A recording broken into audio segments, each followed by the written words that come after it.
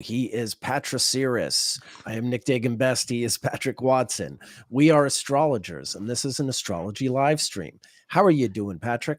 I'm all right. I thought we had a pretty good time last night with some of our Patreon subscribers. We had our Hmm.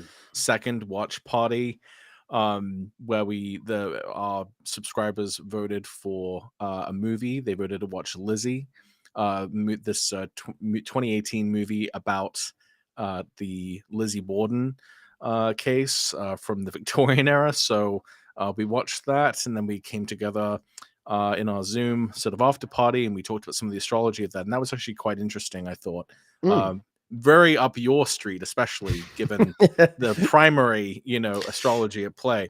Yeah. There's just some delicious Venus Mars material going on there. We'll keep it at that because, of course, the Sure. patrons got to enjoy. And today we're going to be doing a forecast of all the different transits and planetary ingresses for the coming month, March 2024. So there's quite a lot going on in the coming month, and shall we get down to it? Yeah, sure. All We got right. plenty to talk about. We sure do. So let's get on with this. Just gonna share the entire screen. Hide this thing. And yeah. All right. So we're starting off actually with the last day of February because there is something rather unique going on. I think we did discuss it last time in our February forecast, didn't we? Yes. Yeah, last time we looked at this, we talked about the possibility of speech being kind of censored or blocked in this time, and so we speculated that this could perhaps be the imminent, well, and if this is happening, this would be happening literally a couple days from now, a kind of rollout perhaps of new features on social media, perhaps especially like Twitter, that would probably be unpopular, that would somehow limit people's expression on the website. Right. Now, the thing about this one, of course, is it's really a 2-off because what you get is the Mercury Saturn conjunction and the Sun Saturn conjunction. Of course, the Mercury Sun conjunction. All these, it's a triple conjunction, basically a triple cazimi. Really, you can see right here of these three bodies in Pisces. It's a particularly mute Mercury because not only is it obscured from visibility by its proximity to the sun, but then it's also in its fallen sign, so even by dignity it has this degraded state.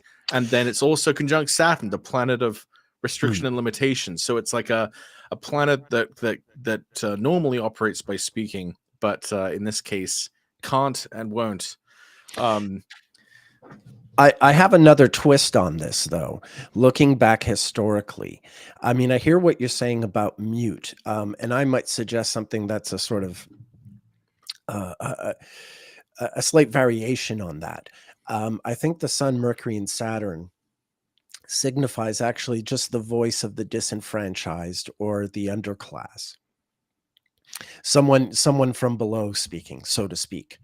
And by underclass we can mean sort of, in local context, or we can even think in global context. There's one big living political figure for whom this triple conjunction is a recurrence transit, and that person is Narendra Modi, the Prime Minister of India. You can see he was born with a triple conjunction close to an eclipse, right? A few days after an eclipse, with Saturn, Sun, and Mercury retrograde all in Virgo. He's currently having this Neptune opposition transit. And then, these three planets are coming up here. Obviously, Modi and India are in a very unique position globally. They have far more sort of independence politically and economically than most of the other countries in the region. Whether you're thinking adjacent to Africa, the Middle East, or Southeast Asia, there's no question. India's always enjoyed this sort of neutral position, somewhat neutral. It's a quasi-neutral position. in global affairs, and that therefore they're sometimes free to sort of speak out, on accord of their own agenda. And sometimes on behalf of people that they're, of nations that they're sympathizing with. So I wonder if we don't hear Modi sort of weighing in or asserting sort of a stronger Indian presence in, global affairs with everything that's going on, that he somehow doesn't find himself in the middle of whatever's going on during this particular time. Now there's a, That's oh, sorry, please. oh no, oh no, no. I have another example, but if you Oh want me yeah, no, to I talk about just that, wanted to comment briefly on that. That's yeah, quite interesting. I didn't know that he had that conjunction. That's just interesting because I know that, under his under his rule, India's sort of experienced this I would say freedom of expression has definitely been like curtailed, which is interesting if we consider Mercury being conjunct Saturn as somehow limiting or controlling um, speech generally, but then also variable forms of self-expression that the person sort I of would, I, spearheading that. I would venture to say that the censorship is selective. I would say if you're a Hindu nationalist, it's very unlikely that you're ever being censored for anything you say. Fair enough. Um, but yes, I mean, that's just another way of saying this, essentially the same thing. Right, he's certainly Um, giving voice to this kind of, I guess, conservative element in his yes, society to hold back or restrict sure. free expression. Um, Yeah. I mean, in this new post-global order, they're in this really unique position in that they're the first stop for, excuse me, they're the first stop in the shipping lanes between anything coming from the Middle East going to, the South Asian Sea, or Australia or anything like that. So it's a particular position that whoever annoys them in their region, they suddenly have a lot more leverage in the world, just because of where they're placed. And there can also be sort of like, yeah, assertions of independence and national will, you know. Um, so I wonder if it's not something of that nature. We're seeing the post global world really fall on us this year already. These Houthi hijackings in the Red Sea, I think are just a sign of what's going to be the new normal. We no longer have international shipping being protected the way it was for decades during the Cold War and afterwards until very recently. So there's going to be more piracy, more hijacking, what have you. At least until some other measure is put in place, because for a long time that thing was literally, neutralized completely. But that's no longer the case, and India sit in this really sort of sweet zone for that. So that's the one thing. The other thing I just wanted to point out is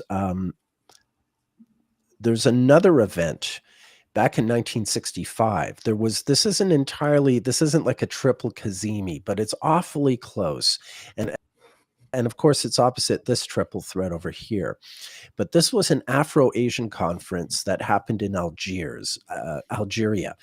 Algeria had just fought this brutal war with France that ended in 1962 with Algerian independence. And throughout for the next decade at least, if not longer, Algeria was sort of a hot spot for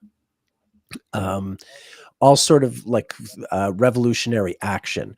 Even Americans like Eldridge Cleaver and Timothy Leary themselves in Algeria, precisely for the reason that they were on the run, and Algeria was sort of welcome to the revolutionary types like them. So that's the kind of place it was. And in 1965, Che Guevara has been doing a speaking tour around the world. He spoke at the United Nations in December of 1964. And this is the last speech he gives. This is the last public appearance he ever gives. He's about to go off to the Congo to fight, on behalf of rebels there. And then that's not going to work out. And then, of course, he's famously going to go back to South America and be killed during a revolutionary action there in 1967. But this is his last public appearance, and the speech is very well known.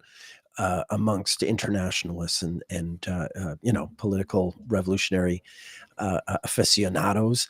And so I also see something about this triple conjunction. I see again something about the developing world speaking up, whether it's through Modi or some other sort of disadvantaged perspective presenting itself and saying something very declarative and very Saturnian.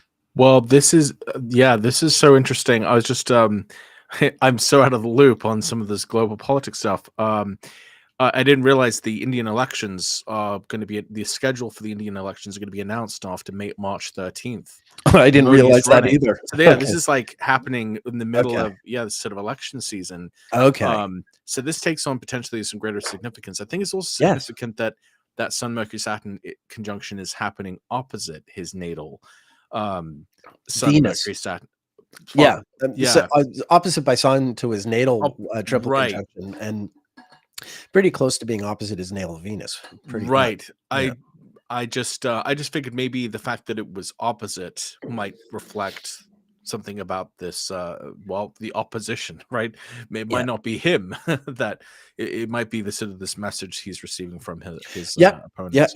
No, I get where you're coming from, and you may very be right. Yeah, I didn't realize there was an election either. He just, he came up in my chart search, and I'm like, okay, let's just, put him out there. Okay, Wow. well, there you go. Fantastic. Okay. So yeah, well, I guess it's unclear when it will be, but I guess it's after March 13th that the schedule will be announced for this. But in any case, it is interesting that this is happening. As we speak.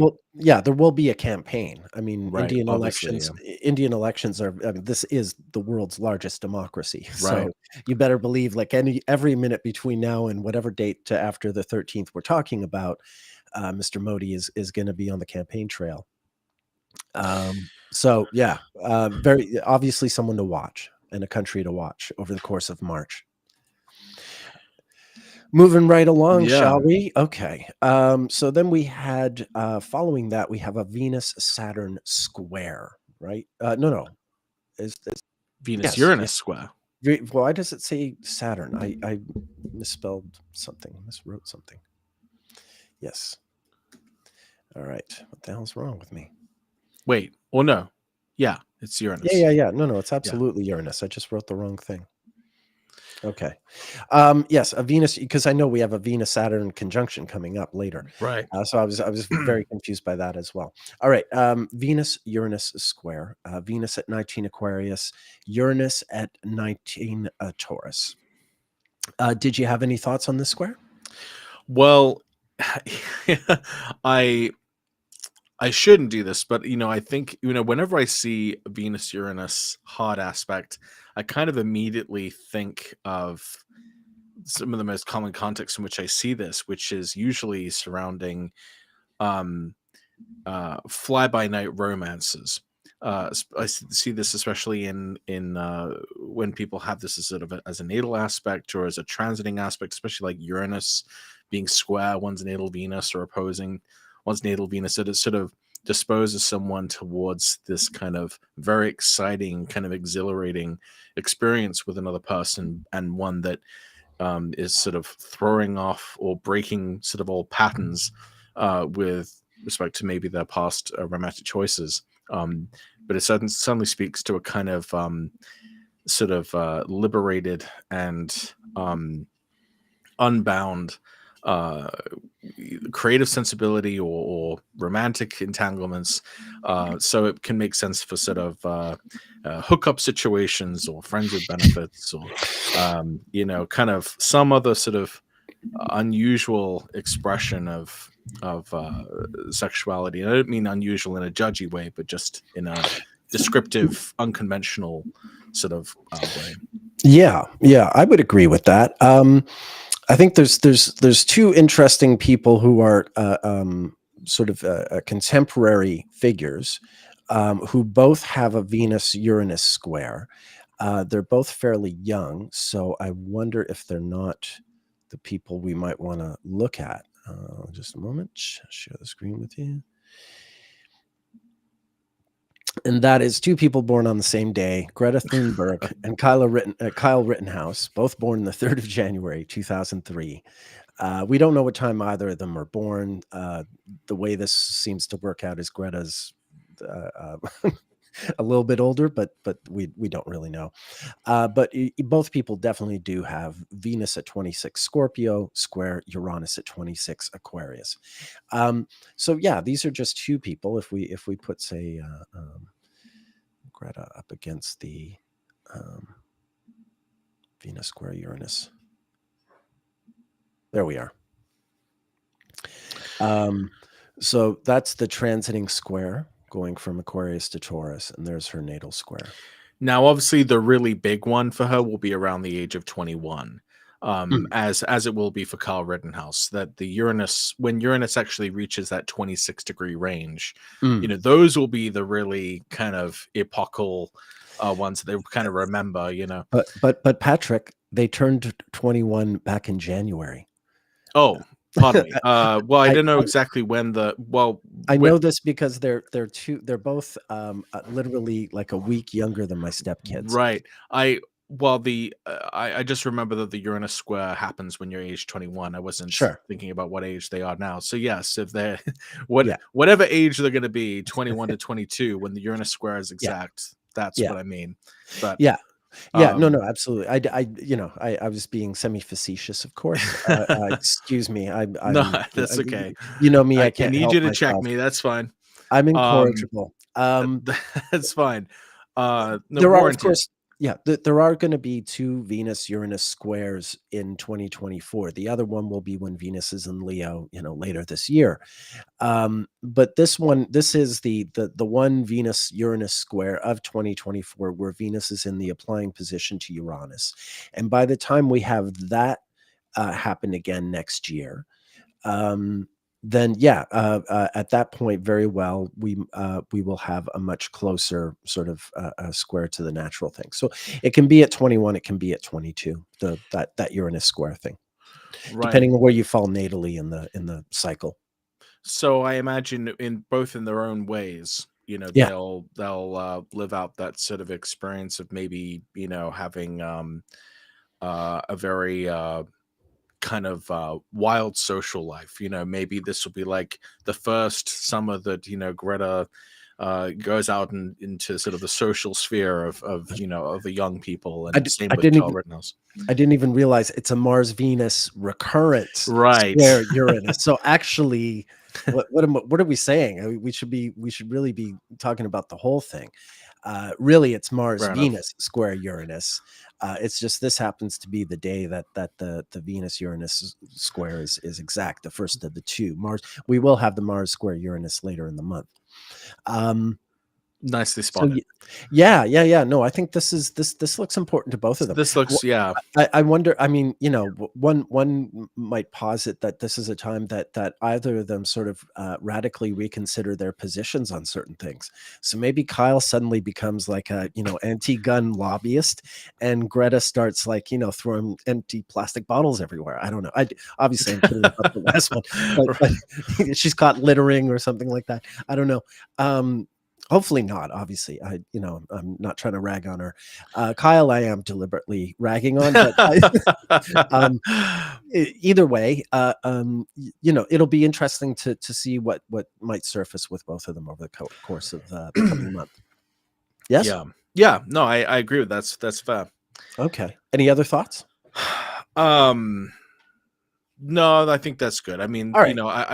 I could go further, but they're still so young, No,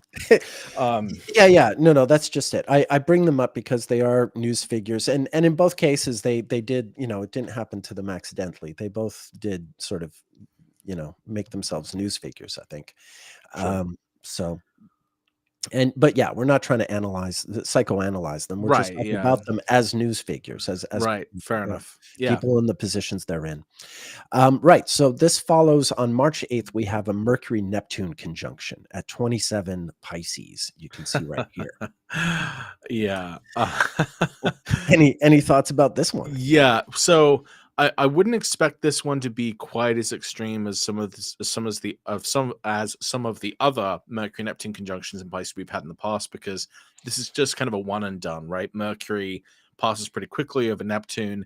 In past years, we've had Mercury go retrograde over Neptune.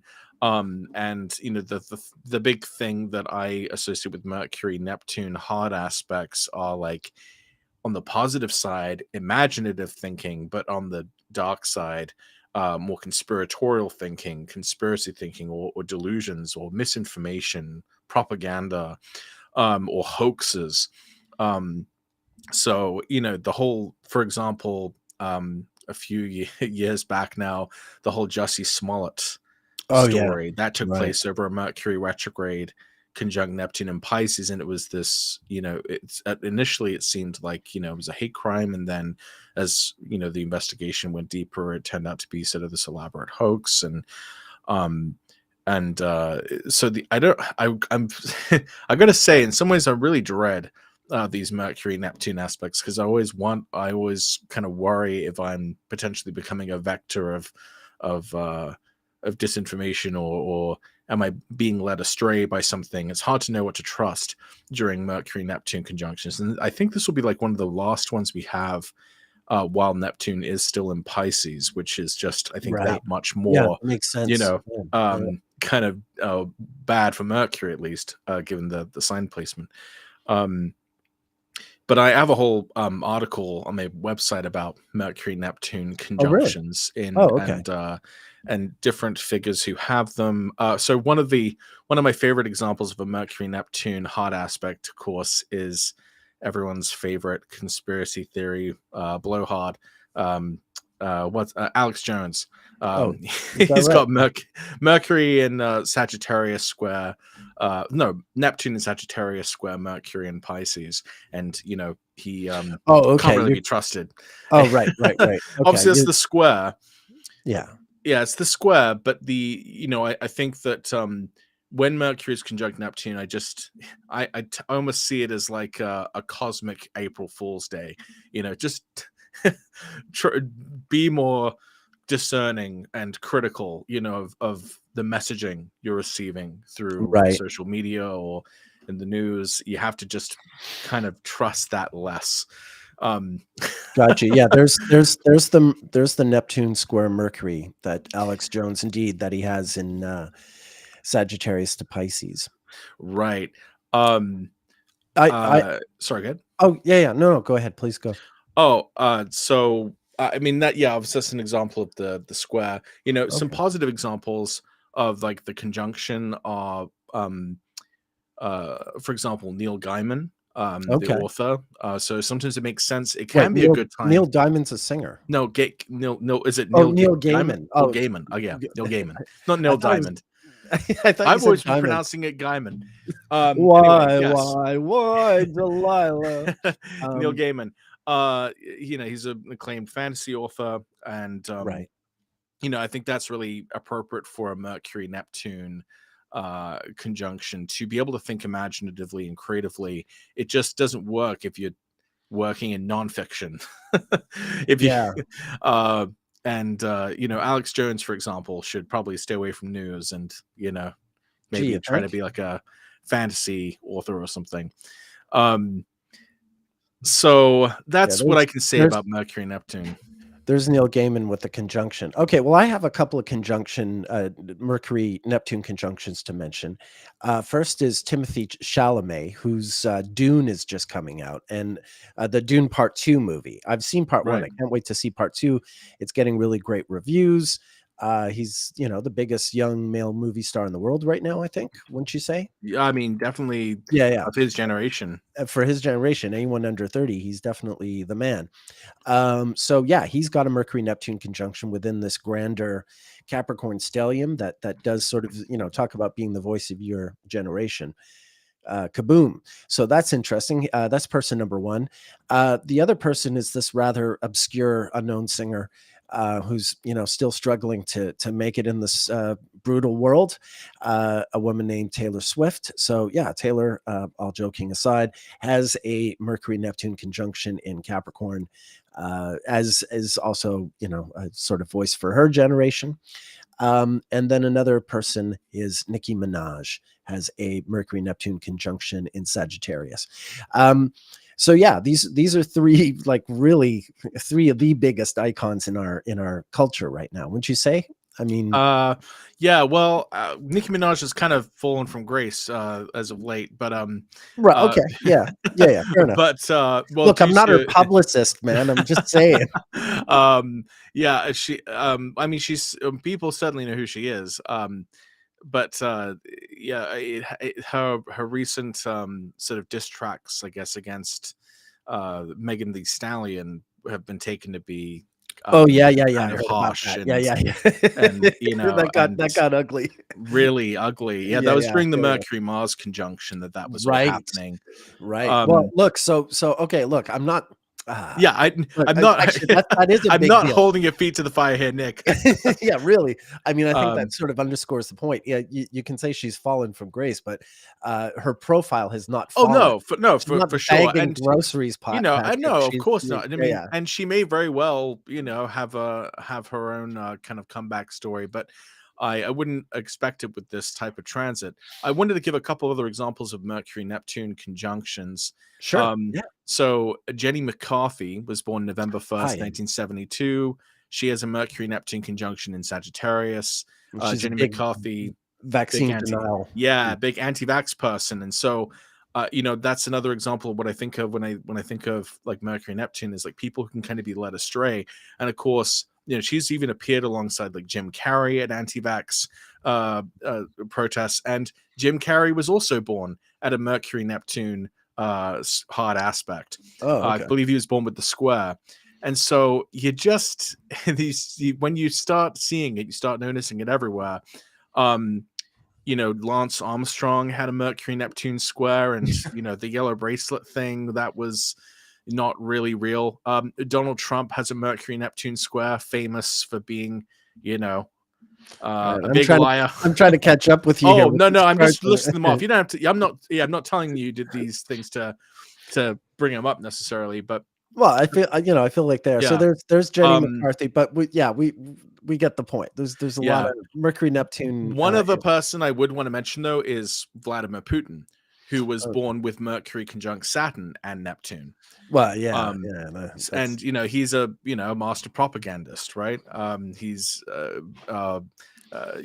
used the forces of disinformation to distort elections in the prior Soviet states, as well as in the UK for the Brexit vote, and in American elections as well.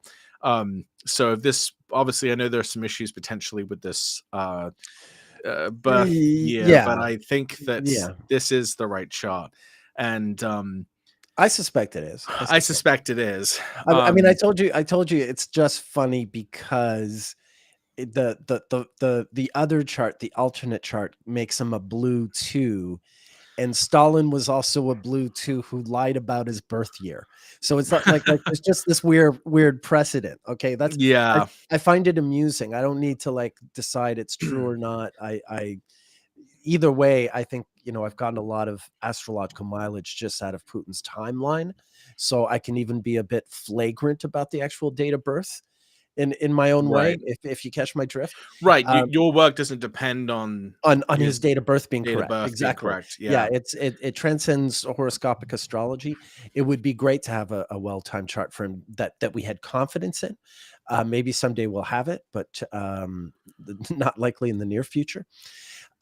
Really, when it comes to having the reason we know Stalin lied about his birth year is because between the collapse of the Soviet Union and until about the invasion of the Crimea, um, up until that point, Russian historical records were open to researchers, including foreign researchers.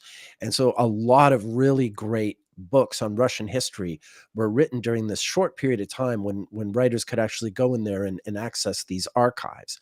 And that was how we learned about Stalin's date of birth being wrong until like it was 1993, 94, something like that, after the fall of the Soviet Union, that we found this out. We had, confirmed the veracity of it all.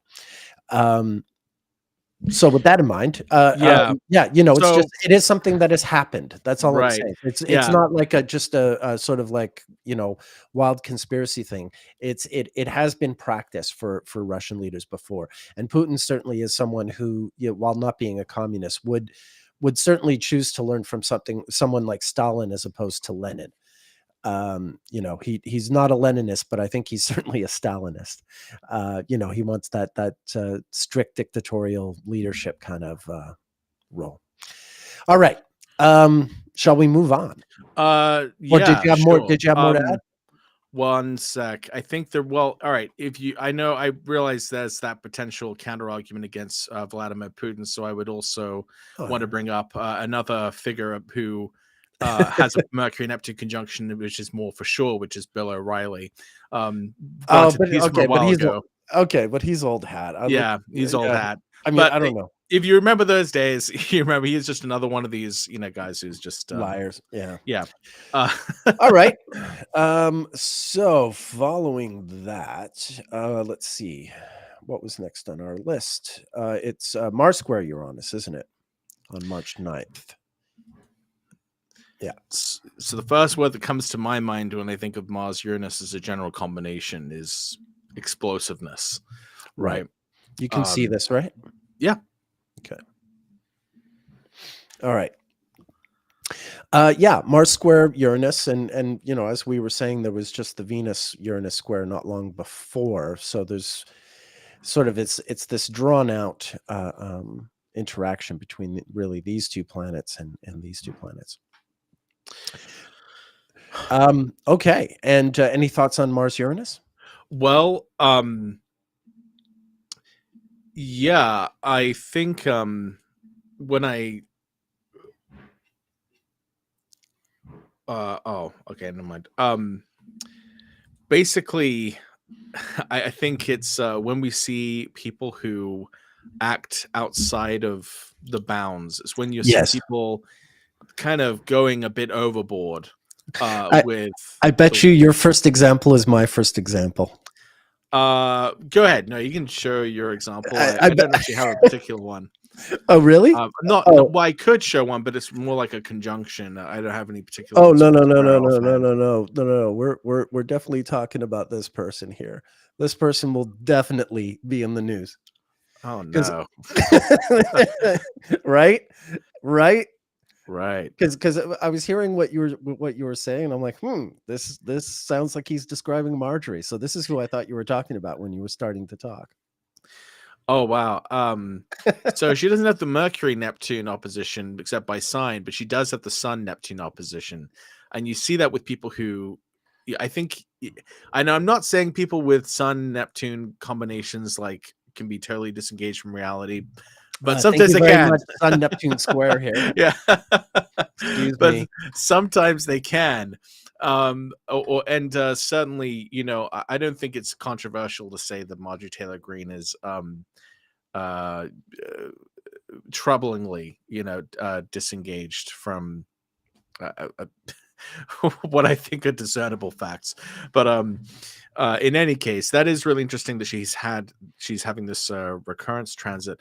I saw on Twitter recently that a video that is purported to show Marjorie Taylor Greene auditioning for American Idol was released, and I don't know if it was. I don't know if it's actually her. It does look very much like her. I don't know if it's been disproved to be fake, but I think it's going to be, this kind of stuff's going to be much harder to untangle too with photorealistic AI recreations of things. Sure.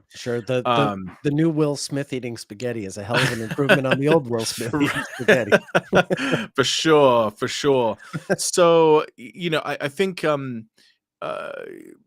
for someone who has a Mars Uranus square and then experiences a Mars Uranus square by transit, it's going to be one of these times where they just are, let's say, triggered, to kind of go above and beyond. This would be like her, bringing a gun into a public place or something, not to use it necessarily, but it would sort of cause this kind of alarm, or Or it could perhaps be she could have her own sort of Lauren Boebert at at the what musical was she at again? Beetlejuice. Beetlejuice, Yeah. right? She could have Yeah, her own Beetlejuice moment. that was a whole Venus retrograde story, I That's thought. true. But That's true. That's true. but the Mars Uranus square is more like That's more someone like who, punching someone at Beetlejuice. She goes to Beetlejuice yeah, and that she would punches be, someone. yeah, that'd be more like, yeah, sort of Yeah. going beyond what is considered Mm. a normal reaction, and kind of overdoing it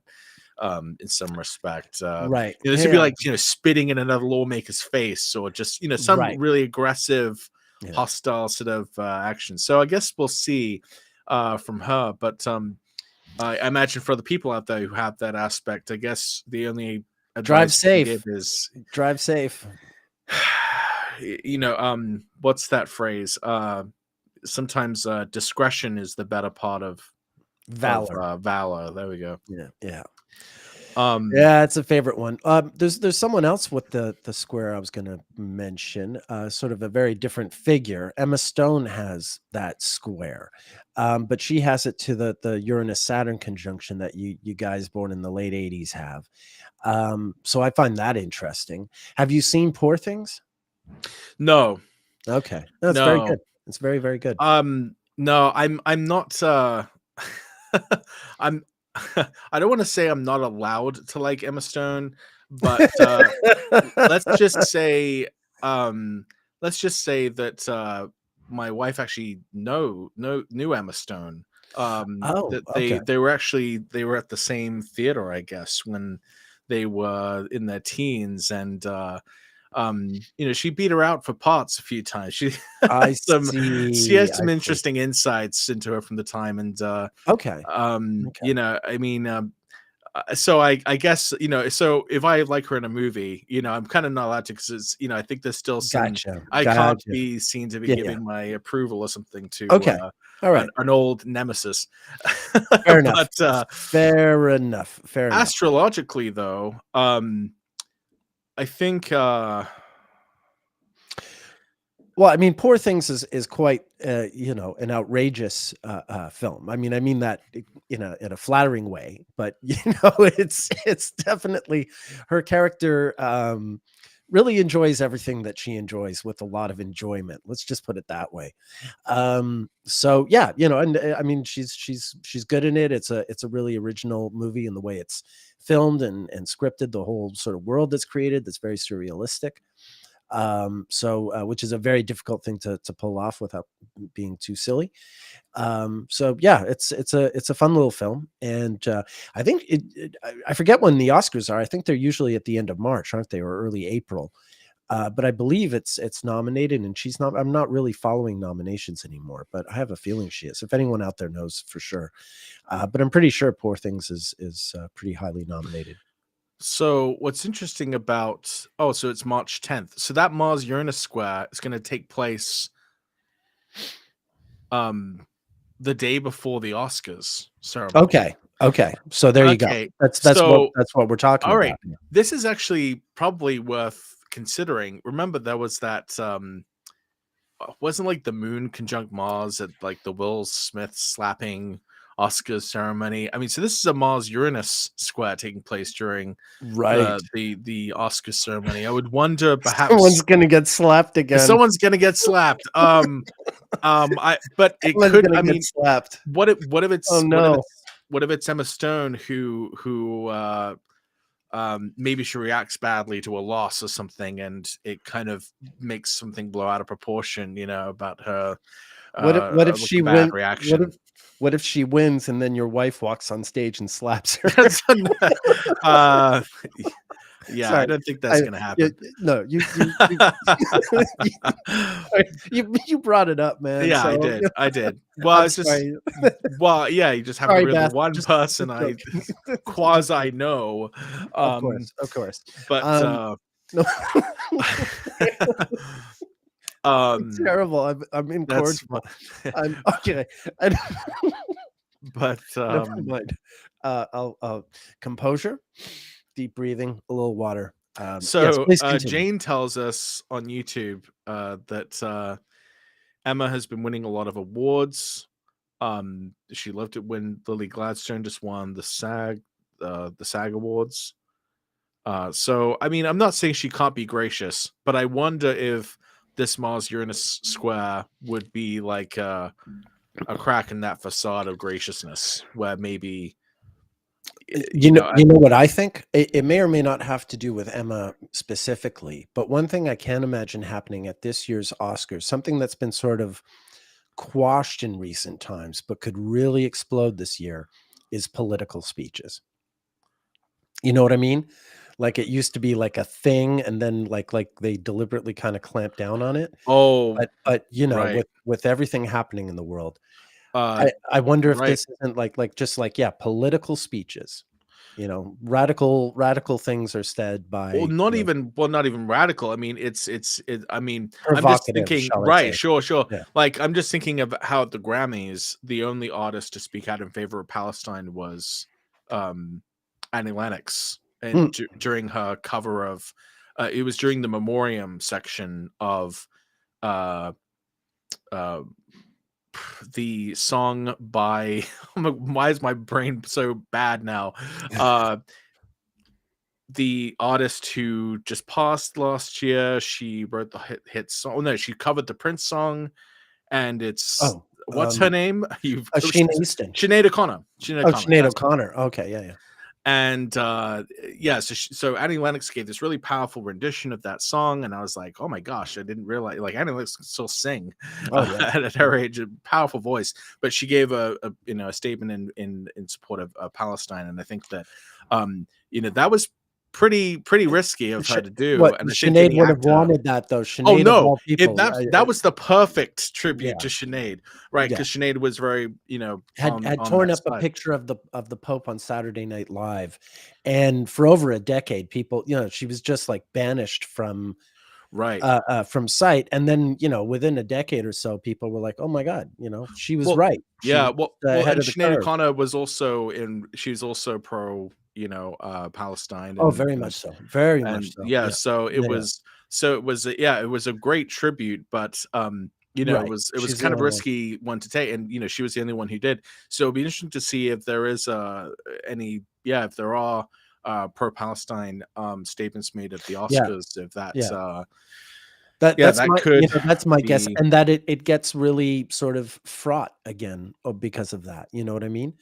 Um, I mean, you got to imagine how the people who organize the Oscars, the actual Academy, as it's called, you got to imagine what they're thinking these days, right? I mean, they did, sort of quash political speeches. They're gonna. I think they often just sort of like play music and get them off stage if they try that shit now, so to speak, right. and.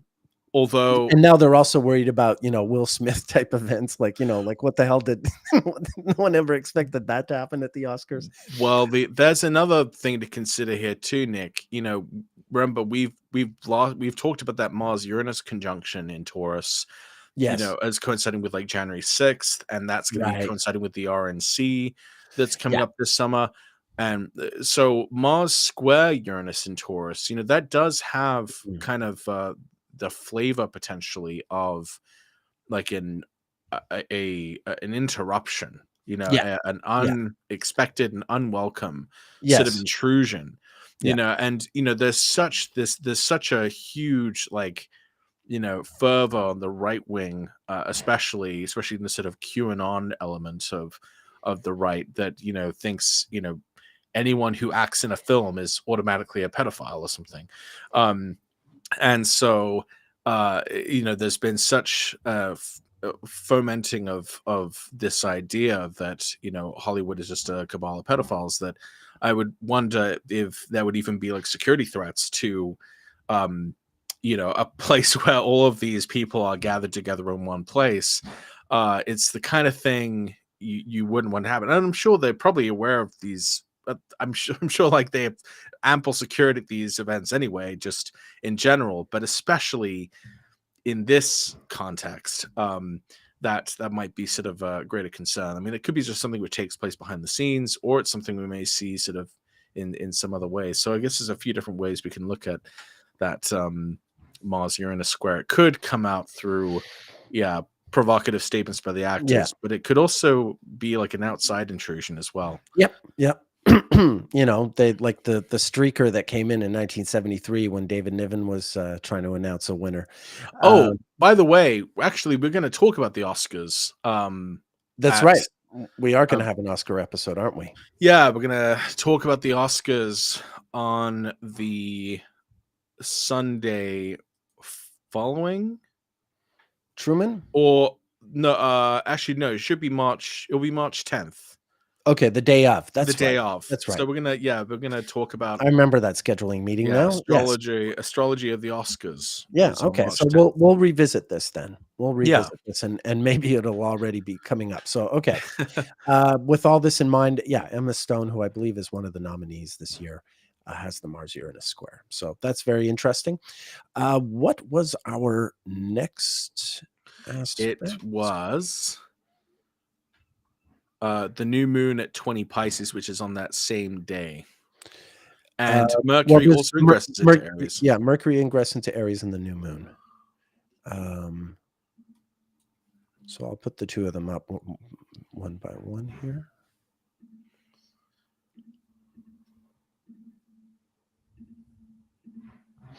Okay, so in the center wheel, this is Mercury ingress into Aries on March 9th, late at night, and 6 hours later, there's a new moon. Mercury's now in Aries. By the end of the month, of course, it's going to go retrograde at 27 degrees of Aries, which we'll get to later in the episode. But the new moon in Pisces, really only as we're getting to the third decan. Any thoughts on that? Yeah, so this is what I think is interesting about this new moon is it's happening kind of sandwiched between Saturn and Neptune in Pisces. And so I think that's going to sort of inform some of the flavor. This is going to be one of those new moons that I think would feel very Saturn Neptune, even though Saturn and Neptune aren't exactly conjunct yet. It's going to kind of absorb some of the proximity to both of those planets. I also think it's interesting that, we remember I just had my little freak out about Mercury just conjoining Neptune. Well, this is like a new moon conjunct Neptune. So it almost promises like a whole, month almost of having to deal with this issue of not being able to tell what's true and what's not. And really it's incredible, like the daily developments that seem to be coming out about AI, but I would think that there would be something really special about this new moon, which is kind of hooking into the potentials of the Saturn Neptune conjunction, because I think it would probably be just a proliferation of images, videos that are really hard to tell. I mean, Neptune is the unreal and Saturn is the real, and them coming together is really going to kind of merge these two worlds in ways that I don't think we're quite ready for. And this is really when I kind of would expect some of these tools perhaps to become public potentially and used for the first time, and seeing people use these tools on a sort of personal level. I don't know what the timeline is for the release of the text to video AI from OpenAI, Sora, I believe it's called, but I wouldn't be surprised, if it didn't happen too much longer after this, because it looks like an important seeding point for this kind of combination of the real merged with the fantastical and non-real. Yeah. Well said. Okay. All right. With that in mind, let's see here. 15. Oh yeah. Shortly after this, then Venus makes an ingress into Pisces on March 11th. So now we have Venus in its exaltation. Pisces instantly takes on a new new vibe. Really, the new moon is sort of set something in motion. But I think with Venus coming into the sign, it's a little more promising than it was without it there. Right. And I guess sometimes you see when a given conjunction has happened in a given sign, you tend to notice that when an inner planet moves in afterwards and reaches those same degrees, that it somehow brings its effect to whatever that development was. So, for example, if, say, OpenAI decides to drop their Sora model at the new moon at 20 Pisces, then I would think that as Venus moves through those same degrees and comes up to 20 Pisces, that it would be like when people are making like glamorous portraits of themselves using AI or something like that. Right. We kind of saw that already, actually, when Yeah. I think it was Venus in Sagittarius square Neptune and Pisces, when people were using that app to make like AI images of themselves. In fact, the portrait that you often see with the thumbnails that we use for these episodes, Right. that uses an AI portrait that I made from that same period. So that was what happened when Venus was in Sagittarius, and now Venus is going to be, eventually reaching that conjunction with Neptune, and I would think that as Venus moves through Pisces, that we would kind of see this return of this sort of surreal and artistic, imaginative stylings. Of course, we also have to take Saturn into account, and that's probably where we're going next, right? Right. Well, the thing I was going to talk about was the Sun-Neptune conjunction. Okay, gotcha. I think we joked in our annual forecast. We joked about the fact that the Sun will be conjunct Neptune on St. Patrick's Day. Right.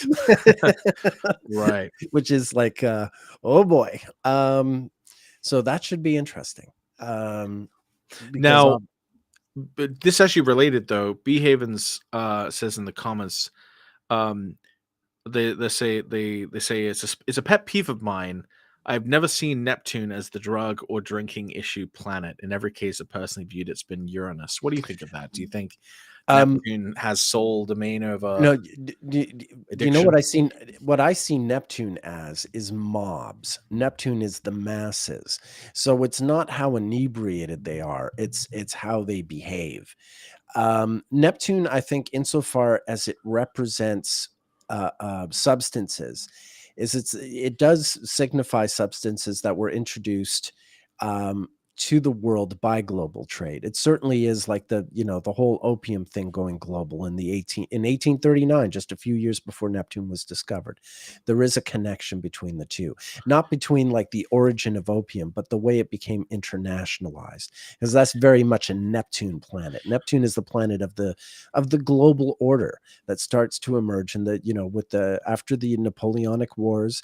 Right. And the way that made everything just a little bit more global, because Britain had to go and take away this place and that place, and take over India and take over South Africa to keep it away from the French and keep it away from Napoleon, and then things just sort of like expand from there. The word I use is mainstreaming. Well, there's that to it too. I mean, it is the planet of the gold rush. It's California. Right. It's because it's when things just become sort of culturally kind of accepted, it sort of smooths over differences within a group, and they're all listening to the same thing, and they're all watching the same movies, and they're all so whatever the kind of cultural addiction is in that time tends to be sort of signified by Neptune's transfer to that sign, and the kinds of things that become sort of mainstreamed, and it's only when we're out of those periods that we kind of look back and go, what was that all about? That's why I always say Neptune is a benefic in the moment, but kind of more malefic later on when you look back and you're like, what was I thinking? Yeah, I get where you're coming from there. Look, I've sometimes made the broad statement that Uranus, amongst its other significations, literally signifies the United States of America because of the fact that its discovery coincided with the end of the Revolutionary War. There's something Right. about Uranus that signifies the modern world that was created with the advent of the United States of America, and I mean that politically and culturally. And I mean that in a way that if Ronald Reagan and Fidel Castro were sitting in this room with me, they would both agree with the version of the United States of America I'm talking about. In other words, Right. It's um, right. but It's with that whole modernity. exactly. But what Neptune signifies is what the United States of America became after it won the war with Mexico, and it acquired all that territory. So Neptune is the United States that is bicoastal, that includes a California, that has this entire new character that is transformed overnight because of the way it is grown and expanded, and that is coinciding with because of all the revolutions in Europe of 1848, all these Europeans emigrating to the United States of America, and they're coming from countries that are a lot more foreign to American culture than your British and French and Germans who were and Dutch who were living there before. You're getting Poles, you're getting Hungarians, you're getting Serbians, Greeks, and so that sort of changes that. Italians. So you're getting sort of different cultures coming into the United States of America. And that's very Neptune. So we're talking almost about two different Americas with those two different planets, if you catch my drift. So another thing I think of when Sun conjunct Neptune is I do think of, uh, um, 1848, other people who were amongst all those other people I was talking about who were new to the kind of immigrants that you got were Irish immigrants. Sure, you probably you had a lot of probably Protestant Irish already there, but now you're getting a lot of Catholic Irish coming over because of the potato famine, another very Neptunian event. Right. So I mean, these are the things. I think, it is St. Patrick's Day, and it is the masses. And it is, I think inebriation is sort of like a subset of some larger phenomenon Well, in terms of the way. Pisces. Yeah. But Yeah. Well put. with Yeah. the exaltation of Venus and the home of Jupiter, I feel like Pisces is really the bacchanalian, sign. It's Yeah. really the Mardi Gras party. It's Yeah. the Yeah. um that's what Very happens when the much. sun goes through Pisces, is you get those kind of Yeah. bacchanalian celebrations. Yeah.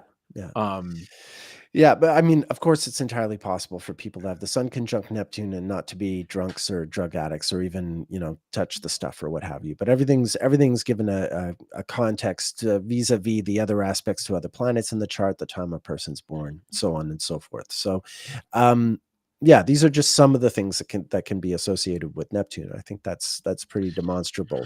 But I get how, like everything else in astrology, it's multivalent and it represents a sort of um, an axis of sorts. All right, we ready for the next one? sure, yeah. Any other thoughts? No. Um Whoops, hold on. I didn't need to do that. I can just do Venus conjunct Saturn. There we are. March 21st, 2024. Venus is conjunct Saturn at 12 Pisces. Did you have any Venus Saturn people in mind here? so who did I have in Oh, mind? I think we know there's at least one person that we need to talk about. Oh God, yeah. So okay, so Here we go um, again. Here we go yeah, again. okay. So there is someone. This Yeah. effing guy. Excuse my French. Hold on, let me just fix him up here. The Tangerine Menace.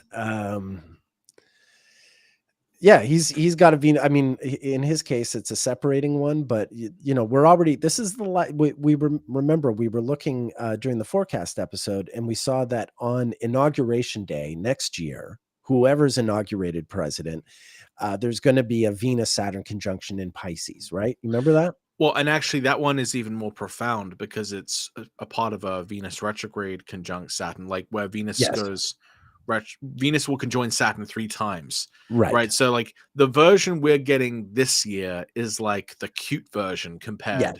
to the Venus Saturn like arama of Agreed. Agreed. of early 2025. So sorry, continue. Yeah, no, no. Well, I mean, well put. Thank you. I by no means think this one is as epic as the one we're getting in 2025, like you said. But nonetheless, this is the last one we get before that epic one. Right. So it'll be interesting to see what emerges. And he's always a natural candidate.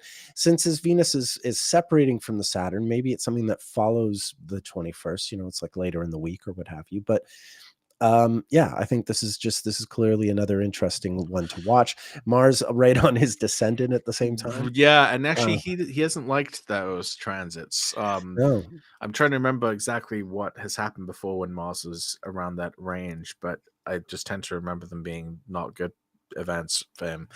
maybe, maybe Obviously, maybe Emma Stone walks up to him at the Oscars and slaps him. oh god. So Venus conjunct Saturn in the 12th. This is kind of what I have linked to his um well the because Venus is like the principle of desire, right? But in the 12th, it's like that which works against you or vulnerabilities. I It's think of it's, it. it's I think of it as being wild and untethered and improvised. Like there's no order to it, and it's sort of like deliberately unrestrained, deliberately undomesticized. but You know, the only way the only way I'd sort of uh I contrast that though with the fact that it is conjunct Saturn, which would have Mm. some of those connotations of restraint. But um Venus conjunct Saturn in the 12th is what I associate with him, like having this sense of desire that leads him astray and to do terrible things to women. Right. I mean, this is a guy who's been credibly accused and now, legally convicted of rape and sexual assault. Um, so he's someone for whom this has not been like a good part of like his life. His pursuit of Venus, has only led him to a lot of trouble, and the Venus Saturn recurrences do seem to be these times where this particular set of flaws he has is sort of brought more to the fore. right, right. Because there was a Venus Saturn conjunction, I think, with the last debate, right? And yeah, like just before the election, I think there was a Venus Saturn conjunction. I forget exactly where in the timeline it fell, but it was at the end of the 2016 election, is what I mean. It was one of those, no matter what happened in over the course of October 2016, nothing impacted his popularity, whether it was Right. the Billy Bush thing or whatever he did. It was just, yeah. Okay. So he's one Venus Saturn person I had in mind. I think I had, oh yeah, just Jesse Waters, who's one of the Fox News people. Get out of here. Jesse Walters and oops. Where'd it go? Where did my Venus conjunct Saturn go? Oh, there it is. Okay. Fox News. Jesse Waters is one of the talking heads on Fox News, and lately Fox had been it wasn't Waters, it was Brett Baier, but um, uh, did an interview with Trump on TV, and Trump was trying to do the stop the steal thing, and Brett Baier was literally contradicting him and telling him, no, the vote wasn't stolen. A lot of people looked into it. It wasn't stolen. And Trump's like, Brett, it was stolen. It's really absurd. But long story short, like Fox News is literally, fighting Trump on camera about this. So Waters, I believe, is more of a Trumpist amongst the Fox people. I wonder if well, I don't know. I don't know where things. Obviously, I don't follow Fox that much, but I know he's definitely he has been very pro Trump. So I wonder where this will go, since Fox seems to be breaking with trumpet. Right. Well, and we also talked about in the forecast for the whole year that the upcoming solar eclipse in Aries, we suspect, might tie back to the developments of the last solar eclipse in Aries of Right. 2023, which was when Fox basically gave up the Dominion. They gave up the Right. challenge, from Dominion, and basically decided to settle with them. And that's also when they let Tucker Carlson go, and now Tucker Carlson is shopping in Russian grocery stores and Right. talking with Putin. So another Venus Looking more Saturn. baffled than ever. Yeah, so maybe Jesse Waters will get fired. So a couple of other Venus Saturn figures that might be interesting to look at are Bill Gates, who has Venus conjunct Saturn Oh, in the okay. fifth house. And this is kind of interesting as well because, we have a birth time for him as well. So we know Yeah. that it's actually going to be happening in his ninth house. Now, not a lot has been publicized necessarily about The Bill Gates. Jeffrey Epstein thing? Well, well, well, we don't. Yeah, I mean, I don't. We know that I guess he stayed with him for like a night or so. He like gave him a place to stay Look, or something. what I know is that not long after it came out that he had been to Epstein's Island, Gates's wife filed to divorce him. That's what I Right. know. And You know? actually, that was a really great call by Chris, who said that Saturn transiting through the seventh house would Mm, probably mean, marriage troubles for him. And that, I guess, was when that all went down, was when yep, Saturn was in Capricorn. yep. So the chart He's a good works. one. That Mr. Brennan knows what he's doing. So the fact that Venus Saturn conjunction is in his fifth house, we know then it connects more directly to matters of Mm, sexuality, etc. So it is interesting to note that that was like maybe part of the reason why the marriage ended, that it was due to this kind of mhm. stuff. So he's one to kind of look out for. And another one that I'm thinking of is I think Jeff Bezos has a Venus Saturn conjunction. Except I think it's in Aquarius. He was born I've got him. January 12th, 1964.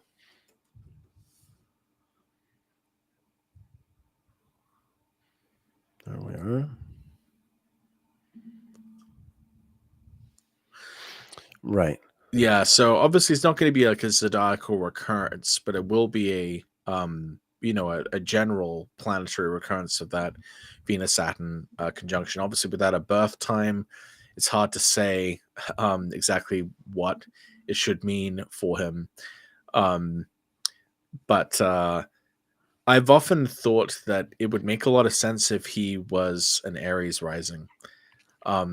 That's just my own personal Okay. rectification Sure. of Yeah. Because Jeff then Bezos. you would have the ascendant ruler in the 10th exalted. Yeah. Yeah, with Jupiter in the first, and Right. we know that he just sold $2 billion worth of Amazon stock, and if he had Aries rising, then he would have that Jupiter Uranus conjunction occurring in the second house. Right. Okay. And of course, a lot of people are kind of looking at Jeff Bezos pulling his stock out and selling it, exchanging it for liquid cash, as maybe some harbinger of an imminent economic decline, because there's been a few other big money people who have been doing a lot of selling off Oh, is that right? of Oh, okay. stocks.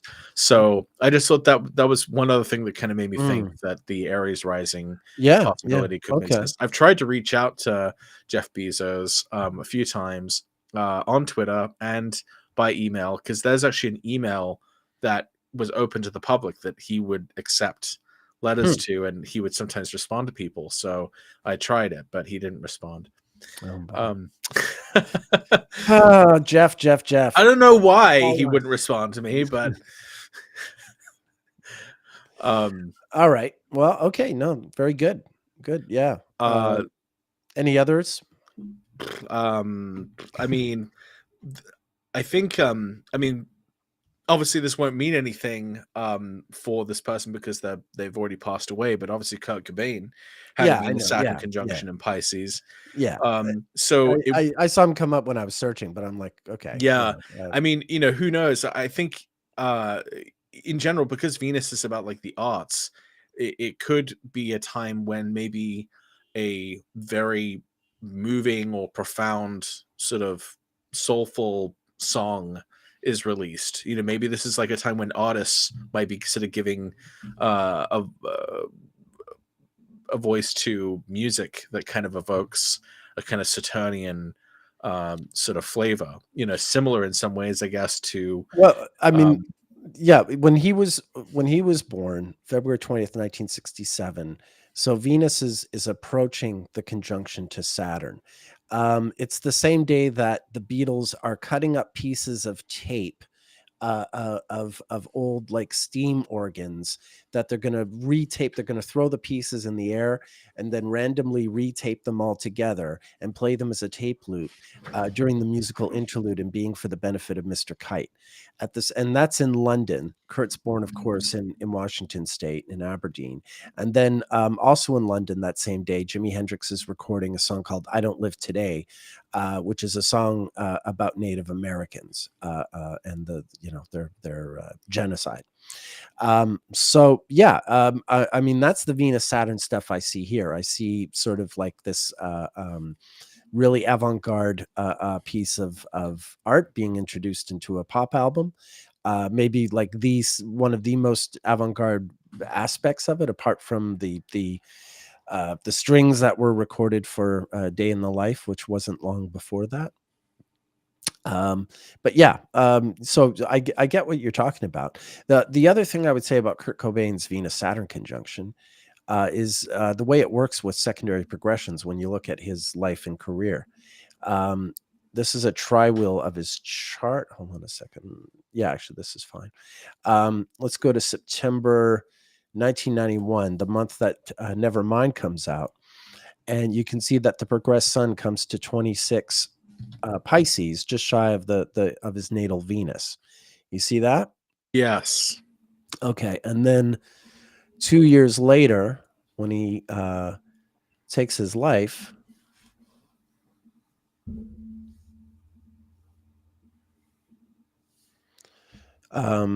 yeah, the progressed sun is now just past the natal Saturn. So I also tend to see like that Venus Saturn conjunction for Kurt really to me signifies his literal rise and fall as a rock star, right?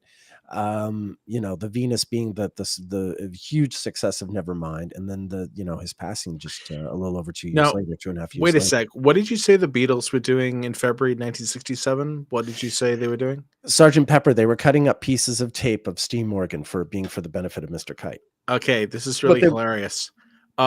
So on February 11th, 1994, that was when the Beatles got Oh, yes, together yes, to yes, that's record right. Free Yeah, as a yeah. Bird, Yeah, which yeah, I know that. Yeah, yeah. if you go to if you go to February 11th, that's when they started recording it. I guess they recorded it through the end of the month.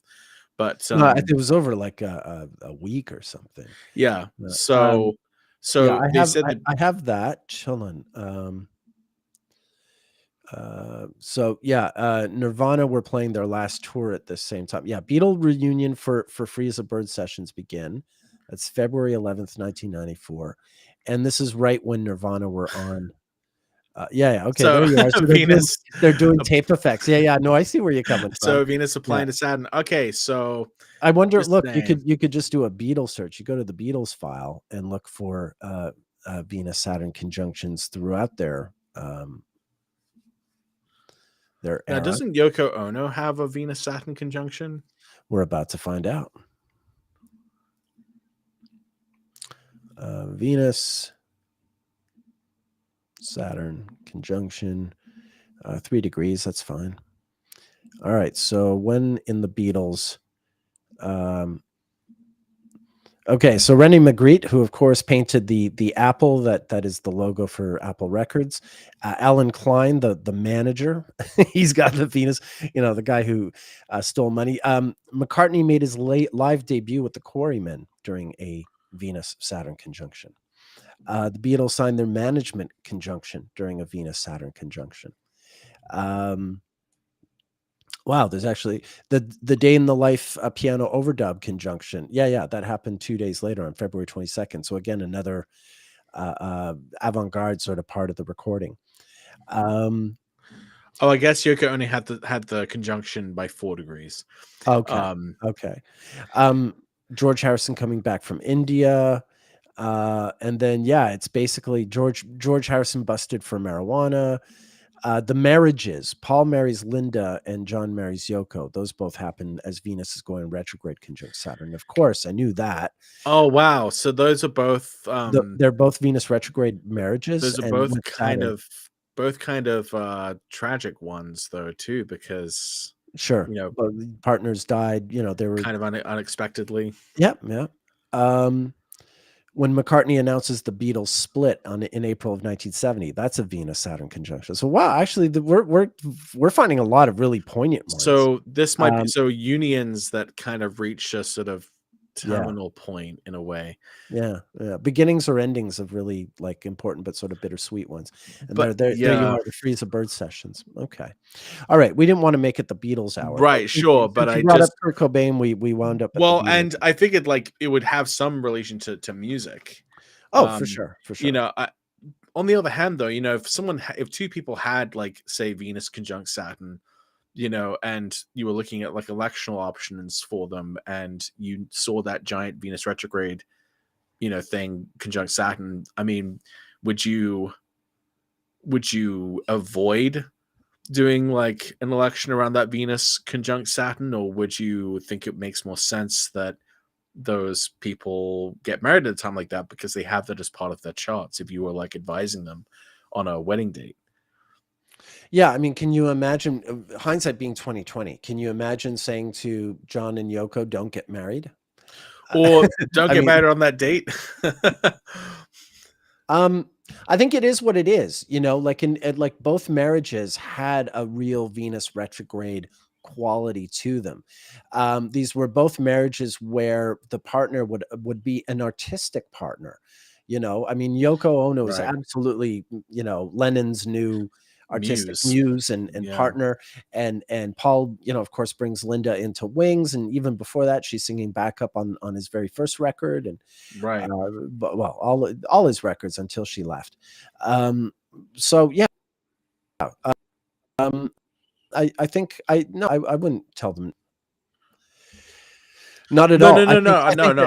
It's about no. That's not what I'm asking, though. Oh, okay. It's funny though. The question's like, would you still recommend that they get? Would you still use that as a recommendation for like a time that to go? So you're not telling them not to get married. You're advising them, like when. Right. Yeah. No. I mean, here's the reason why I wouldn't. Okay, because the thing. What like not for them, and I'll tell you why not them. For some people, I might if there's no kids involved, but where that Venus retrograde with Saturn, where you see it come in very often, is because people are about to become step parents. Okay, Linda has Heather, her daughter, who Paul is going to adopt. Both John and Yoko have children. Neither of them adopts the other one, and in fact, Yoko winds up losing access to her daughter because of her relationship with John. She's eventually taken from her, which is really painful. And of course, John is estranged from Julian, and later they have Sean, but that's much later. So there's a lot of like this sort of step parenting thing going on. Something else happened at that same time, which is when my mother, who was a single mother, met the man who would eventually become my stepfather during that same month. You see, so it all comes together. Okay, I was just asking because I literally was facing this just a few days ago. Where I had two people who were born at Venus Saturn aspects, and we the time frame they were looking to for considering when the marriage would happen would be would include that period that has Venus direct conjunct Saturn. And I think that I wouldn't go for the Venus retrograde conjunct Saturn, but I Right. did think that Venus direct conjunct Saturn, that would actually make sense in a situation where the two people have charts that actually Reflect it. Yeah. reflect that. Yeah. They were also born with Venus interacting with Jupiter, and at that same time, Jupiter is square that. So I'm like, there's a lot of Sextile. connections. Jupiter sextile to Venus, Saturn. Jupiter Uh, Taurus is, they're or square do you mean next year? You mean next year? next year. I mean Oh, next next year. year. Yeah. Yeah, Okay. yeah. Yeah. Okay. Um, Thought you meant this coming so one. Right. right, Okay. right, yeah, no, the planet Got you. gets But you mean married you do next mean the year. retrograde one. I thought we were going Yeah, back and forth between no, 24 and no, no, 25. no, Yeah. Okay. no. It's I got you. so I'm with you. I'm I back was in the trying to figure out if that was a zone. good idea or not. Fair enough. I went back and forth, but I think it makes sense. That's probably the only case where I might do that. Yeah, if it was with the Venus retrograde, I would look out for stepchildren or like a pet. There's going to be more sort of baggage like that. There'll be children, pets, like sort of established things already. Ex marriages, things of that nature. Otherwise, it's it might just have to do with the nature of the relationship. But I don't know if I would divert them. Okay, on to the next one. Sure. Yeah. Thank you for indulging my question. Not at all. Not at all. All right. So now, just a moment here. Okay, here we are.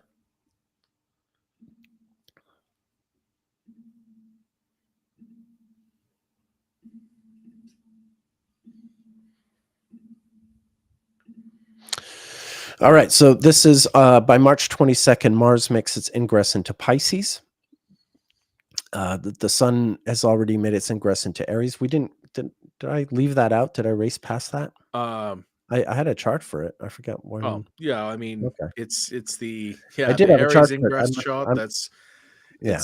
It's what people use to make mundane. Yeah, here it is. For some reason I left it more. out. There we are. Here's the Aries ingress chart. I'm sorry I left that out.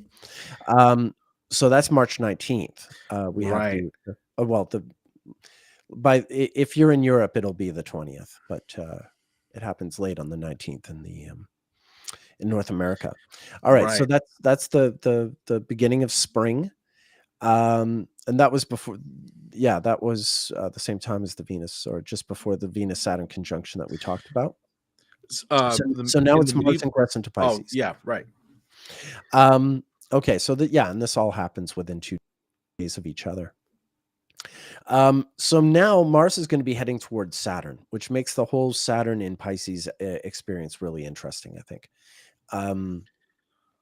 Because it, depending on where you stand, the excuse me, the coming together of these two malefics, can work out or not work out for you, depending on how the chart is worked out. A little stronger if you've got natal Saturn already in Pisces. This transit can really sort of get things moving after some degree of blockage. But if you have natal Mars in Pisces, then this can just sort of aggravate that sense of not moving at all, or things of that nature. Mars Saturn together can feel like one foot on the gas, one foot on the brakes. But of course, there'll be different people for whom it's more gas and other people for whom it's more brakes. Did you have any thoughts about Mars ingress to Pisces? Well, yeah. So obviously, I just kind of automatically skip ahead to the Mars Saturn conjunction in my mind and know that that's now sort of basically an applying aspect. Yeah. And one of the main things that sort of comes to my mind when I think of the confluence of the malefics in this water sign is this this great potential for a water crisis being exacerbated in the Southwest US. And actually I was just reading today that Mexico City is potentially facing day zero. Day zero is what they call when water cannot be delivered to anyone in the population. The water reservoir, they're operating at about half of what they normally have for Oh, water. that's terrible. And they're tied up in the same sort of Colorado River contracts a lot of like southern U.S. states are. And this is so I guess what I'm sort of anticipating is with Mars conjunct Saturn, that really shows like a time when like really hard choices have to be made. And so Yeah. I think on a kind of mundane sphere, it's going to be about, the allocation of water resources and the, challenges that can face watery infrastructures, dams, bridges, waterways, plumbing generally. This, and especially once Venus is like out of the picture. I mean, we only have Mars, Saturn, and Neptune in that sign. So I would think that, especially as Mars moves from Saturn and goes on towards Neptune, we know that when Mars was retrograde and square Neptune, Mm-hmm. when it was, at the beginning of 2023, that was like during those times of those chemical spills, like multiple instances of like train derailments, resulting in chemical dangers and chemical hazards. And so I would think that we would sort of see another version of that as Mars moves up towards that conjunction with Neptune. Yeah. We also know that same Mars in Gemini square Neptune, that coincided with the demolition, the explosion on the sabotage, basically, of the Nord Stream gas. Oh, right. pipeline. Yeah. So, Mars again coming to Neptune would probably make sense for times when people are exhibiting maybe unusual bravery or courage, especially with things involving potential flood scenarios or dam breakages or other kind of watery catastrophes. And so I think those are some of the things that sort of come to mind when I see Okay. Mars entering that sign. I just know that some of those Yeah. potentials are going to be more likely as it crosses those two planets. Yeah, I mean, it's when it really comes to Saturn, it'll be in the middle of that whole April eclipse season, Mercury retrograde season, all that stuff will be going on. But yeah, it starts with March 22nd, shortly after the Aries ingress of the Sun. Mars moves into Pisces and will be working its way towards Saturn over the course of the end of March and early April. Right.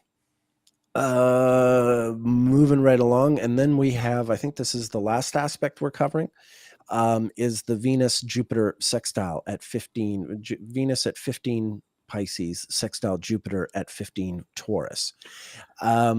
So yeah, this is a nice looking one. It's a mutual reception. Yeah, it's mutual reception, so it's that much sweeter. Indeed. Sort of a more people with Venus Jupiter conjunctions should buy lottery tickets on this day. I don't know if it works quite like that, but I think certainly it certainly makes sense though that if you have greater reception between two planets in a sextile, that not all sextiles are equal. Sextile is generally a weaker aspect in general, but when it is happening across signs that have that sort of shared affinity for each other, I think it does make sense to sort of see those as being in a kind of different class or a higher class of sextile. So that's definitely like a better sextile than you'd normally expect. Well, I think of sextiles being Venusian in the same sense that Mars, squares are Martian and sure. trines are Jupiterian and so they're forth. Friendly. Yeah, the sextile joins two things that are otherwise separate, which is what sextiles do as well. Just two quick examples that I came up with. The first being, no, not Taylor Swift. Geez, she really inserts herself there. Kim Jong-un really has a Venus Jupiter sextile from Sagittarius to Aquarius. And that Venus of his, of course, is conjunct to Mercury retrograde, and both of them are getting the Pluto transit. Pluto conjunction transit right now. It's gonna get Plutoed. Yeah, he would have been another good person to talk about in terms of people getting Plutoed. But there you are. There's a whole thing happening there. Yeah. And then someone else is Ivanka Trump. And she also gets she also has the sextile. In her case, yeah, Jupiter in Libra, sextile Venus in Sagittarius. But of course, you can see here the sun's at 4 degrees Aries, the moon's at 28 Virgo. This sextile happens just a few hours before the lunar eclipse at 5 Libra.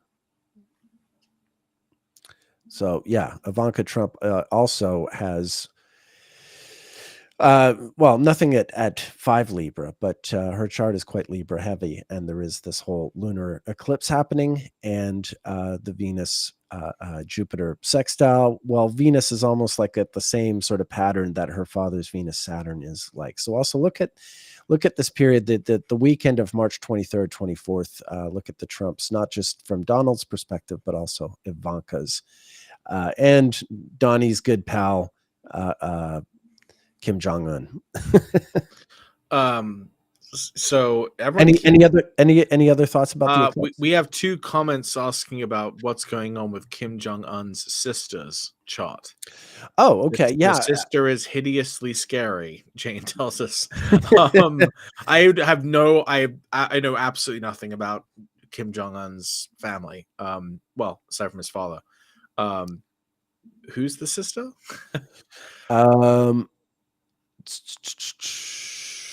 Yeah, I don't have her.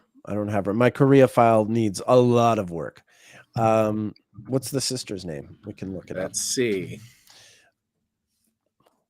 Born, oh, I know that date. September 26th. No, pardon me. I'm completely wrong. There's a few siblings here. Most dangerous woman in the world? Why? How do I not know anything about this? Is it Kim Yo Jong, born September 26th? Kim Yo Jong. Yeah, that's it. Kim Jong Nam, born May 10th, 1971. There's Kim Jong Chul, born September 25th, 1981. There's another it's Kim Yo Jong, I believe. Kim Yo Jong. Okay. Which is September 26, 1987, which I think is right at a solar eclipse. Okay. Yeah. Oh, geez. What kind of terrible loser would be born in the autumn of 1987? Geez. Shush. You know? What kind of loser? Sorry. I'm so sorry. That was so uncalled for. I'm trying to be funny, and I'm just being. Yeah, that's fine. All right. I'm flattered.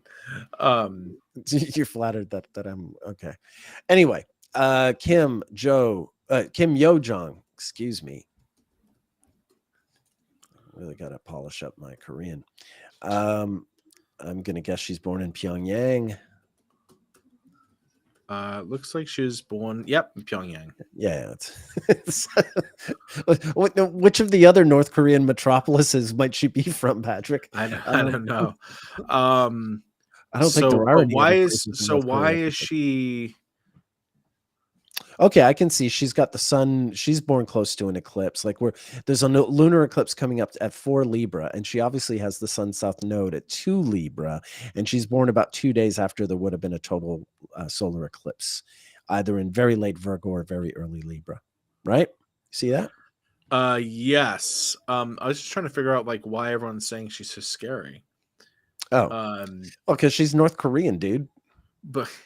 All right, so she said he needs to shut his mouth. That was the advice Kim Yo Jong, the powerful sister of North Korean leader Kim Jong-un, gave to South Korean President Yoon Suk-yeol after his offer to provide economic aid to Pyongyang in exchange for nuclear disarmament. There's a whole book called The Sister, North Korea's Kim Yo Jong, the most dangerous woman in the world. Okay. South Korean scholar chronicles her rise within the North Korean system. I just don't know anything about them. All right, cool. We'll dig in. Like I said, Korea is a country that I really want to bone up on, and you saw my file. It just has a few sort of critical events in their history or something. I beg your pardon. I guess people are saying she's maybe nuclear weapon happy, and she said some weird stuff about torture or something. Okay. I'm Yeah, I shouldn't. Yeah, I'm yeah. completely ignorant here, so Yeah, I'm going to shut up. definitely swipe left on Tinder, or I don't know what they do. I don't know what means. How do the kids talk about rejection these days? Is that what Do you you do? swipe down on the Tinders? I don't know. Yeah, I'm totally get off my lauding about that, so don't mind me. All right, okay, so yeah, thank you for that.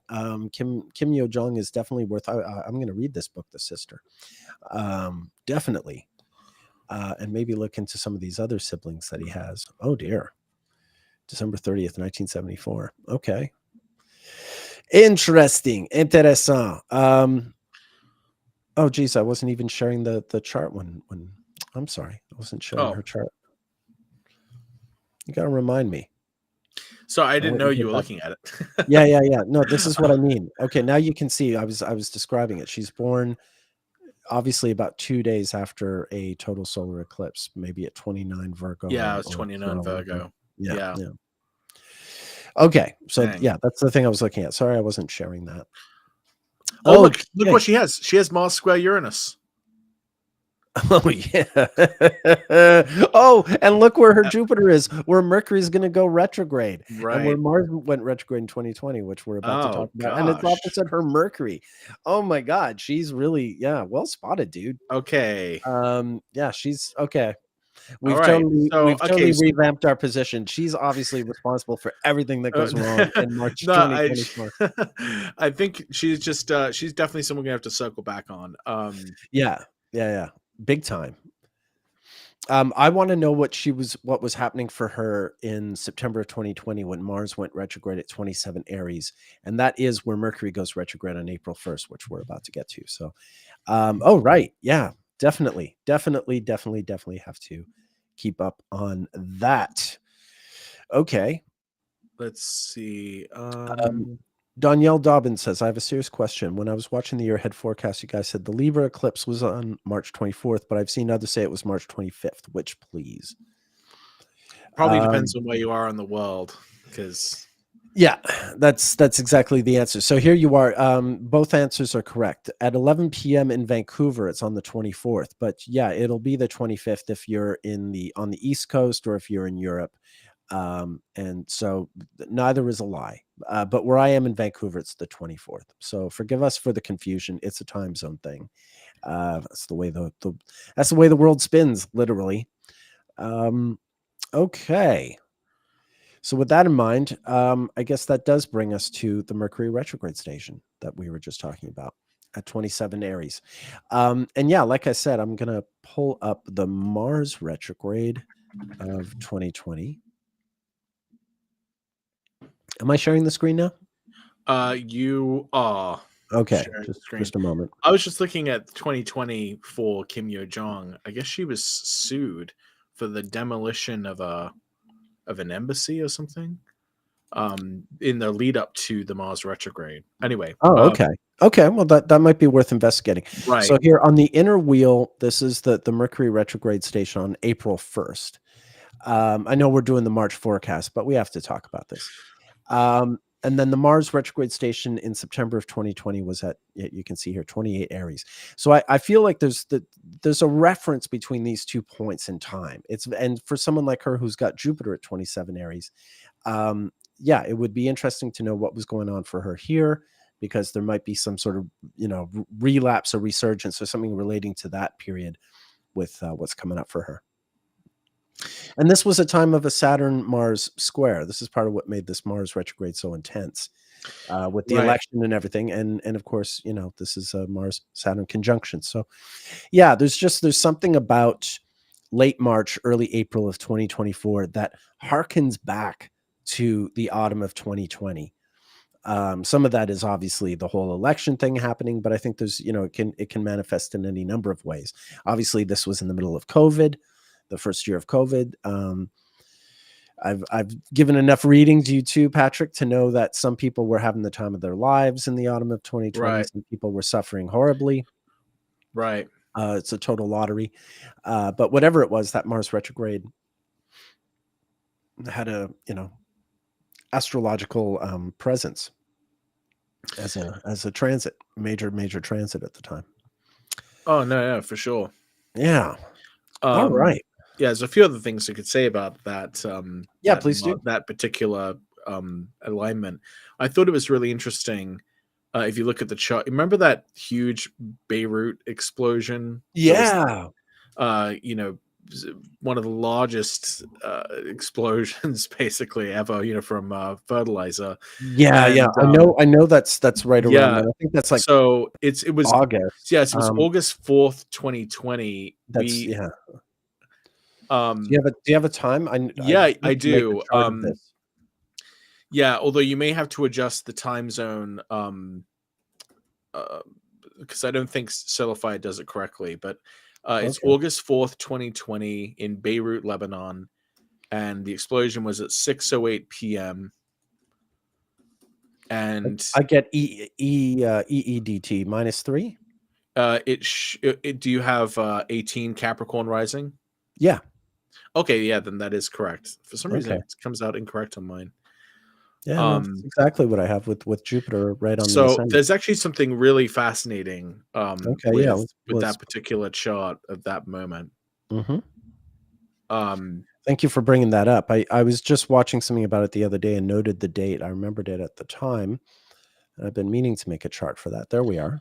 so what's interesting is you'll see that Mars is in a very close square to Jupiter, Yeah. but we see those all the time, right? That's not necessarily that particularly unusual. You get at least two of them every 2 years at least, but um, what I thought was interesting is not only do you have Mars in this very tense alignment with Jupiter, Saturn, and Pluto rising, but you also have Uranus on the IC. And what's actually really significant about that is, in a similar way that we noticed before with Malcolm X's chart, in local space, this is actually a square. It's a trine Ah, by sign, but in local space, it's like a square okay. because the meridian is always perpendicular to the ascendant. So, in a sense, it's like a square. So that's actually ends up being an incidental Uranus square to that Jupiter, Saturn, and Pluto rising, as well as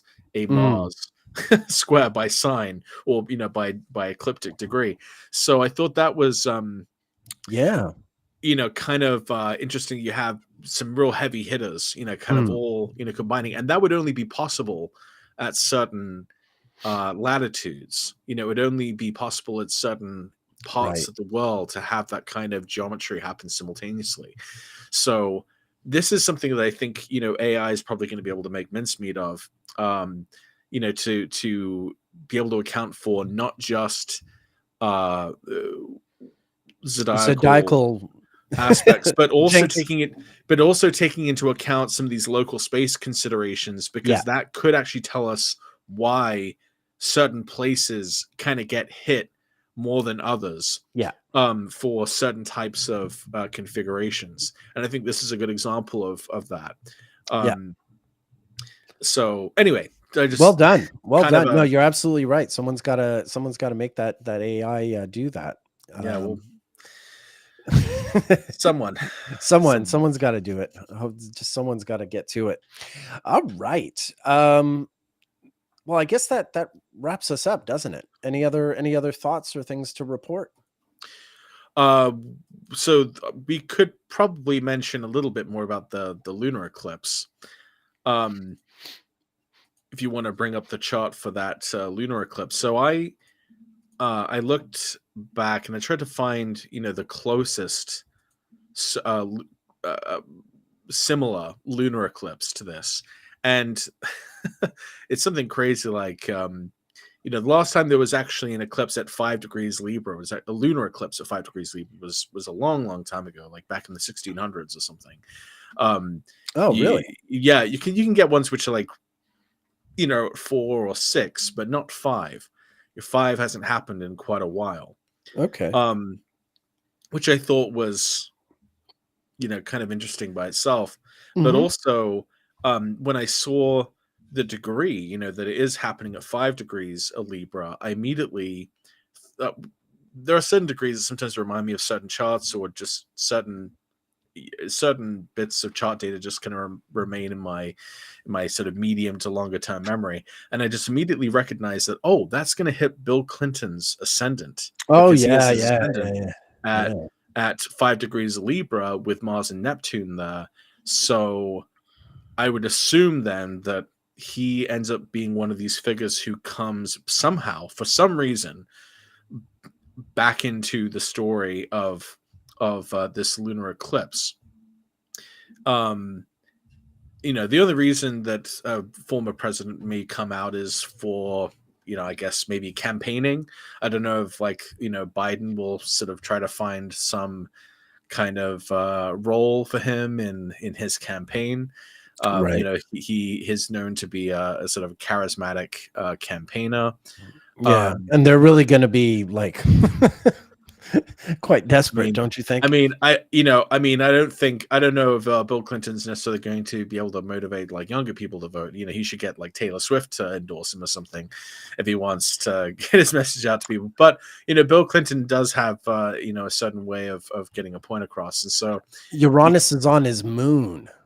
That's yeah. interesting. Uranus on his So moon. Jeez. yeah, so a lunar eclipse happening right on the degree of his ascendant and on his Mars. I can't say that necessarily looks good. That is kind of highlighting this more volatile part of his nativity that leads to him. I think it's probably the main thing that people associate with his kind of self-destructive behaviors, right? Yeah. Especially with the way it's aligned with Venus. Yeah. And this also kind of ties into what we were talking about before in our Venus Mars episode, that he's one of these people who has just had this kind of Venus Mars recurrence, Yeah. or it's sort of ongoing, Yeah. and its connection to some of the Epstein stuff, which is still kind Mhm. of trying to be sorted out. So it would be interesting if we kind of get more clarity on what exactly what the damages are, to Yeah, and this person. there's an imminent Venus Neptune conjunction recurrence, there's an imminent Mars Neptune conjunction Yeah, recurrence. there's a lot of There's a recurrences. lot Yeah, of stuff going on for him that's coming up, and I think that the eclipse is just a harbinger of that. But yeah, I think Bill's going to be a name in the news this year, and you think maybe for the Democratic convention, and maybe that's the case, but it wouldn't surprise me. Like the Jeffrey Epstein thing is really supposed to blow up when we get to April with the right. Mercury retrograde, and I could easily see Bill being, right in the middle of all that. Well, interestingly, the last time he had a lunar eclipse this close to his ascendant was March 24th, 1997. Okay, yeah, which is Um, right when he's breaking up with Monica. He's had his last encounter with her on February 28th Actually, I lied. The next or 2005. closest one was at 3 degrees Libra on March 23rd, 2016. Oh, That was the closest one to this. okay. So That March was also 23rd, 2016. that was the same week as Progress Venus stationed retrograde at 2 Sagittarius. That would have been during the primary, the two, no, not during Right. the primary. It would be during the early 2016 Campaign. Yeah. contest. And Right. It was in June that the Hillary Clinton emails came out. That's what I have there. Right. right. So I mean, it's odd because in some ways, in a similar way that Hillary Clinton seemed to always be more popular when she wasn't running for an office, Bill Clinton seems to kind of have seems to be this very powerful sort of politician, but except when he's kind of called up to go to bat, and that's when he seems to go off script Fumble. and Yeah. cause troubles, for the candidate that he's campaigning for. So I think that I don't know. To me, it just seems like a slightly more ominous type of lunar eclipse. The fact that it's happening so close to his ascendant degree and on his Mars and Neptune. But I imagine there are going to be plenty of other people who have, probably millions of people who will have this lunar eclipse hit their chart in some significant way. But that was just one prominent person that I could think of off the top of my head. Mm. Obviously, since eclipses tend to reflect back on the previous series of eclipses from 6 months earlier. We know that the situation in Israel and Palestine really seemed to center on the solar eclipse in Libra, which is interesting because Netanyahu was born very close to a solar eclipse in Libra. So now we're at the other end of that, where we have a lunar eclipse in the same sign. And so my hope would be that we can get to a more peaceful place for that in that situation. As this same geometry across this axis is sort of repeated with this lunar eclipse. But we're not totally done with eclipses in Libra until we get to the solar eclipse in October of 2024, but that's a little later on. That's So for a further episode. yeah, so those are some things I could say about the lunar eclipse in Libra. Yeah. All right. Well, we'll soon find out. It's going to be a very interesting month indeed. As we said, starting off with that triple Kazemi, and will we be hearing from Narendra Modi or some other would-be Che Guevara? Who knows? Okay. Any other thoughts? So we have a Patreon. Yes. Just want to make sure I didn't forget to mention that. Obviously, we're still doing public live streams Once a every week. week. So you don't have to, do anything on Patreon. But if you do want to support the show, you can do that by going to our Patreon. It's just search up the Astrology Livestream and you'll see it there. And if we also have a private live stream, if you get the next tier up, we have a private live stream which we do on the second Saturday of each month. And if you go up to an even higher tier, the highest tier, then you can even join us in our watch parties, which happen on the fourth Saturday of each month.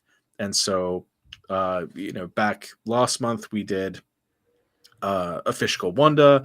Yesterday we just did Lizzie. So if you are supporting us on our Patreon at that level, then you get to vote on which movie we watch. And after we watch the movie with like a live chat feature, we gather together in a Zoom and we talk about the astrology of the movie. So it's been pretty fun so far, and it's I think it's pretty cool to talk with people about astrology and in movies. It sort of mimics a lot of the conversations that I have with my wife or friends who are astrologers. So it's pretty fun to do. Yeah, it's great banter. If you don't have a social life, you can have one with us. But yeah, absolutely. Just yeah, some of the other movies people voted for, but just didn't beat out Lizzie Borden. Richard Pryor's Jojo Dancer, Your Life is Calling, and Frida, Salma Hayek's movie about Frida Kahlo. Those two movies did get some votes, and so they're definitely two movies that I'm sure will be amongst future screenings on the watch parties.